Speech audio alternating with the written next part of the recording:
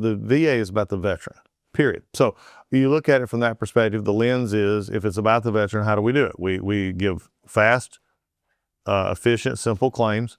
If they have a disability claim and they can get their process in, we're going to make it easy. So that my personal goal is that they never have to go to any outside organization or attorney or anybody to fill out the basic forms. It should be easy enough. If they raise their right hand, they should be able to fill it out so they can get their benefit.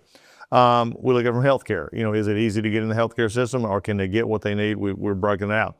Disability claims, for a number of reasons, had risen greatly under the previous administration. It got down very low under the President Trump's first term. But it had spiraled up due to a couple of things. And I say this in honesty. I don't like to just, say, throw out things and say, no, there wasn't a reason.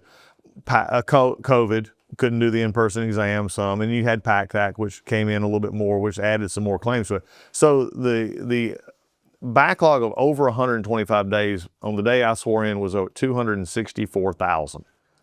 Okay, it was huge compared to late 1990, right before the 2019, before the COVID. It was in the 60, 70 range. Okay, so we said, look, why does this matter? Number one, our veterans are upset because they can't get their claims. They don't know which way to go. So we said, let's go put money and some time. We did overtime. We said, what gets measured gets done, and we said we're going to bring this down.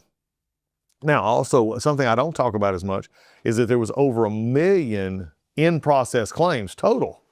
So you had 260,000 that were over 125 days, but we had over 1 million in the system. I said, we got to fix this. So we started that process. In a little over 4.5 months, I can sit here today because we closed out the year on September 30th. We ended the year, and we are now at 134,000 in that backlog. We're right at 50% in just a matter of 4.5 months. We took it from 264 to 134,000. And we did it, and but the part that I like, and I don't always get a chance to talk about it, is that over 1 million is now at 600,000. So we're not just focused on what was behind, but we're keeping up to date on those coming in. So we're seeing that number shrink as well. It's all about a veteran. It's all about what that veteran will need. And so disability claims, and we got more ideas coming up. We're going to be looking at, you talked about technologies earlier.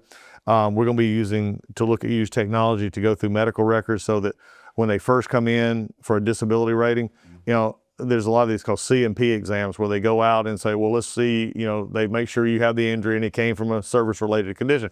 Right. Well, most of that was in people's records. So why don't we just use technology to scan the record? And if we see that, then, we'll skip that exam.